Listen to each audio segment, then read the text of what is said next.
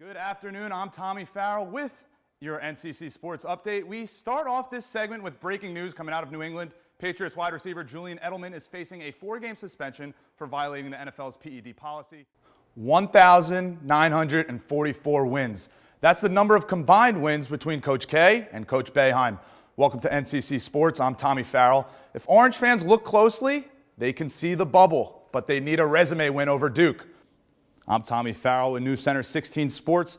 The Notre Dame women's basketball team took the floor tonight against the tough Syracuse opponent. What about predictions for this week? Who do you got? I mean, Tommy was very close last week, so we'll let Tommy start this one off. All right, so before I get to the score, real quick, Syracuse's defense is gonna. I'm gonna call out actually the entire unit. I'm gonna call out the defensive unit because NC State doesn't run your typical. They run a majority of a spread offense where they have 10 personnel and they have one running back and receivers on the perimeter. But what NC State is also gonna show is 20 personnel, which is 2 running backs and no tight ends. It's called, in football terms, you break it down, it's called twins open pistol queen. They're gonna have a quarterback and shotgun, a fullback right next to him, and then a running back behind him, and then your 5 linemen, and then 3 receivers on the perimeter. The little different offense that Syracuse is going to see this week. And if Syracuse does contain Lamar Jackson, he still has Jalen Smith and Reggie Bonifant on the outside to throw to, right? Jalen Smith, his most targeted wide receiver this year, having a heck of a year. Reggie Bonifant, how about he was on the team in 2014 as a quarterback? Lamar Jackson came in, kind of won that competition single-handedly. Reggie Bonifant moves from quarterback to wide receiver, and now he's a 6'3" mismatch for a lot of nickel defenders, a lot of linebackers and D-backs because, yes, he's 6'3", he has over a 40 vertical, and he can run. And you know what? He's also a trick play option. So if Syracuse is winning, and this is Louisville's last home game of the year, watch for Reggie Bonifant to maybe be there in some sort of trick play, whether it's a double pass or because he has the arm to do it, and he's so athletic enough. Lamar Jackson is not the only athletic one on the field. Yeah. When you got Day Williams and Jalen Smith and then Reggie Bonifant. I mean, this is a very athletic offense that has not been getting a lot of credit this year, especially in the ACC. I think they're gonna try to improve their running game this week too, especially with LSU's depleted defensive line that I said earlier in the show. But if Dungy does run the ball, you got to watch out for Arden Key, the LSU outside linebacker. He is coming back from a shoulder injury that he suffered. He's probably their best pass rusher. He's going to be an NFL drafted player next year. So if Dungy's going to want to roll out of the pocket, and he was very comfortable running out of the pocket last week. I mean, you saw him every time roll to the right. Okay, he finds Ish or Phillips on a comeback route, or he can run for a gain of 5 or 6. That's not going to be the case this week against LSU with their linebackers. But if they, like you said, if they do want to have a rushing game, this is the week to do it because, granted, it is an SEC D-line, but it's not the D-line that LSU hoped they'd have coming into week 1 early in the season. They're definitely going to be put to the test this week.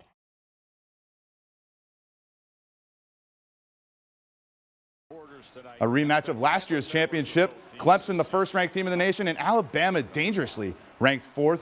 Bama with an early field goal to go up 3, and Jalen Hurts, calm, cool, collected, finds Calvin Ridley in the end zone.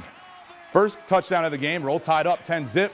Clemson's down by 7 before the half, and Bama misses the field goal.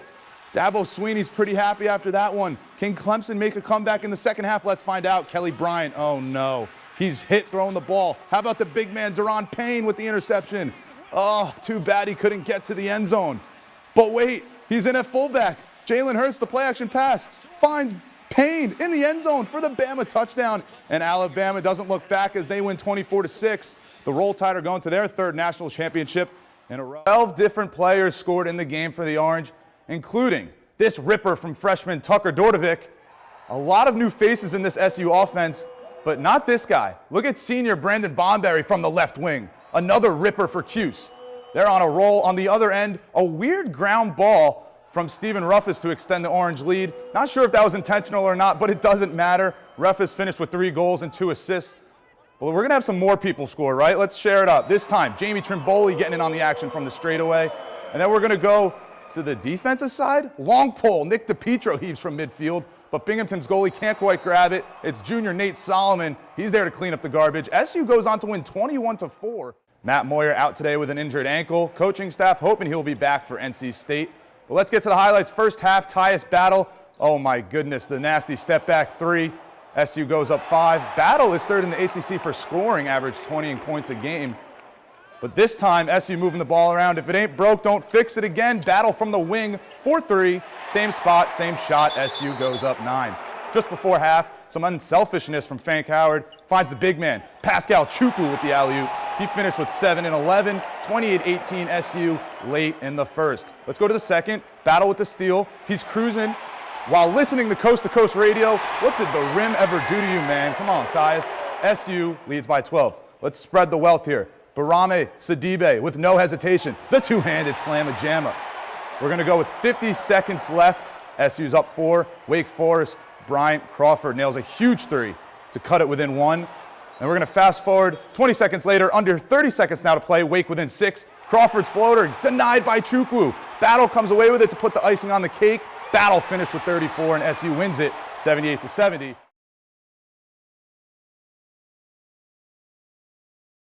Now, I'm sure you've seen ESPN's segment of My Wish, where kids with serious illnesses are granted a wish of their dreams. Well, Central New York has its own Make-A-Wish Foundation, and they've been granting wishes since 1985. The Timberbanks Golf Club in Baldwinsville is usually home to highly skilled golfers. Players make their way through wetlands, emerging neighborhoods, and forests. But in the first week of June, it is a place that Make-A-Wish CNY can call home. The Timberbanks Golf Club has hosted the annual Make-A-Wish CNY golf outing for the last couple years. Do you know what Make-A-Wish is? What is it? You have to make a wish. And what was your wish? A camper. Did you get the camper? Dale was born with transposition of the heart vessels, which means that he was born with abnormal blood flow in the heart. He's only 8 years old. How did they give it to you? They use their powers. Make-A-Wish CNY uses their powers in 15 counties throughout Central New York, granting around 80 kids' wishes each year. With the help of this year's golf outing, they hope to raise $35,000. Everything from the baskets to the autographed sports memorabilia. And of course, there's been contests happening all throughout the course as well for cars and for trips and for donuts. So it's just, there's been a lot of activity throughout the day. Some of the contests on the course included longest drive and closest to the pin. And this specific foursome was jamming out during the process. To qualify for a wish, children must be between the ages of 2.5 and 18, have a diagnosed life-threatening medical condition, and have a wish that is truly his or her own. And these wishes usually fall into 4 categories: to go somewhere, to have something, to meet someone, or to be someone for a day. But according to Kupperman, there's an emerging 5th category. And that's kids who want to do something or give something to somebody else. We've had kids who want to feed the poor. They wanted to give their school a bullpen and a batting cage. What do you want to say to the camera? Anything you want. Thank you. That's all for sports. We'll see you after the break. And the budget was literally like half of what Mike had supplied me. So I'm like, okay, so that's not accurate. You don't have $80,000 worth of supplies, you have $24,000 worth of supplies. Musso has only been the athletic director at Skinny Atlas for several months, but he learned really quick that he'd have to spend money carefully. We bought what was needed to supply the teams, and whatever was extra kind of just, we put a hold on. So there's some sets of uniforms and things like that we wound up not purchasing. Suzanne Slack, the chief financial officer of the Syracuse City School District, said the most expensive part of athletics isn't what you'd think. The most expensive part is really those coaching stipends. It's about 54 cents of every dollar we spend on athletics is on the coaches. All right, let's see it. Referees and uniforms don't take up as much as the budget, but transportation does. And our transportation cost goes up about 2% a year.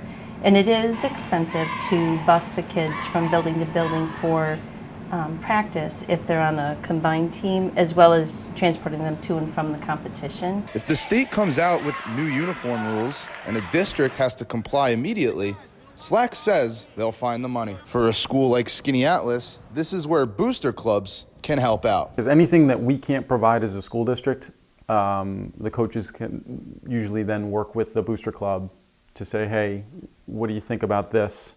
And Slack already knows what to budget for athletics in the future. The defibrillators and the training, the required training for all of our coaches and athletic directors to make sure that if an incident happens, they're prepared for it. Not only are sports getting more expensive, but the safety around it is as well.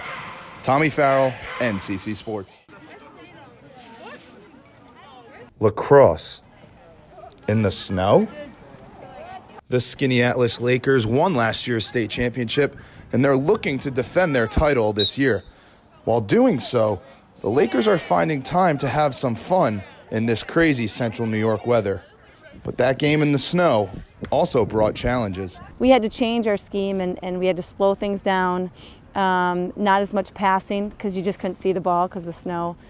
Smaller steps defensively so no one would get hurt. So it did change a lot of things, but fortunately our team was having a good time, and I think they used that to their advantage. An advantage that gave them a 17-2 win over Chittenango, and a pretty cool photo for the girls to hold on to. But the weather isn't the only obstacle Skinny Atlas is facing. We have not had a full field practice on the turf for 2 hours yet. One senior on this year's team is proud of her current teammates for stepping up. And we're a competitive team which pushes each other to get better. Defense pushes the attack and attack pushes the D, so everyone's working together to get better. Another person pushing the team to get better is their head coach. Coach Bridget Marcourt is looking to win her 5th state championship with Skinny Atlas, but according to her players, she cares more about them off the field. Oh, she's great. Off the field, she really just cares about every single person's emotional health too, which I think is really important that not a lot of coaches have. It's still early in the season, but you can never count out the Skinny Atlas Lakers and their history of success. Tommy Farrell, NCC Sports.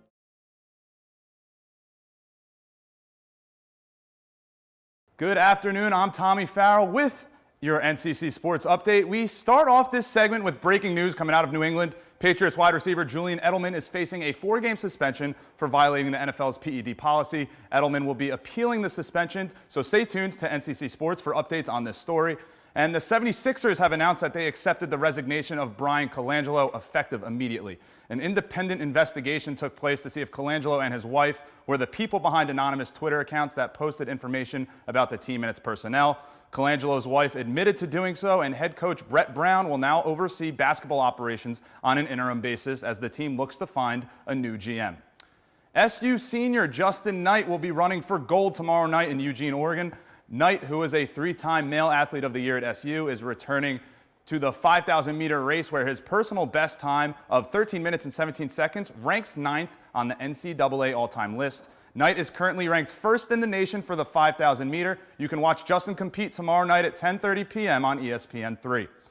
The Bombers in Toronto last night for a 2-game ALE showdown. Top 2, Austin Romine. He's going to rip a shot up the middle, but it's Devin Travis making a beautiful dive and stop to end the inning. The runner won't score. Let's take a look at that play again. The athleticism, he's getting a little dirty there on his body. And now take a look at this coming up. Aaron Judge and BP hits a moonshot to the crowd, and a young Yankee fan actually gets a hold of it. Look at his reaction. This is priceless. He has no idea who hit the ball, and then he sees Aaron Judge, and he goes, "Dad, wow, it's Aaron Judge." And Aaron Judge with a man on first. See ya, and wait for it. There's the kid again. He's going to be absolutely jacked up. Let him know who your team is. Let him know who you're rooting for. He's saying go Yanks, and Aaron Judge does it again. Let's keep the party going, shall we? Giancarlo Stanton with a laser. Watch this coming up. Probably going to take 3 seconds to get out of the stands. Ready? 1, 2, and 3. A line drive home run for Giancarlo Stanton. The Jays can't respond. The Yanks win it 3-0. They're now 1 game back of the Red Sox and will face the Mets for a Subway Series tomorrow. And it was Kevin Durant and LeBron James last night squaring off in Game 3 of the Finals. KD dropping 43 points, and the King doing what he does, dropping a triple-double, including 33 points. Kevin Durant looking to take a 3-0 lead early in the game. LeBron James with a move straight out of the NBA Street video game. I think they call that dinner served. Let's take a look at that one again. Woo! A back-and-forth game we go throughout. Let's fast forward to the 4th. Warriors in transition. Oh, my goodness. That crossover from Steph Curry for 3. Warriors go up 4. Curry finished with 11. And who do the Cavs go to in the 4th quarter? You already know who. LeBron James, the King, with the corner 3. Pulls the Cavs within 1. 1 minute and a half left in the game. Durant, finds a wide open Andre Iguodala for the one-handed slam, Dubs up 3. Cavs with a missed opportunity, and KD takes advantage. This dagger 3. The Vegas Golden Knights are hosting the Washington Capitals in Game 5 tonight. Caps up 3-1, and they look home to bring their Stanley Cup home to Washington for the first time in franchise history. Puck drops at 8 p.m. on NBC. That's going to do it for sports. I'm Tommy Farrell. Back to you guys at the desk.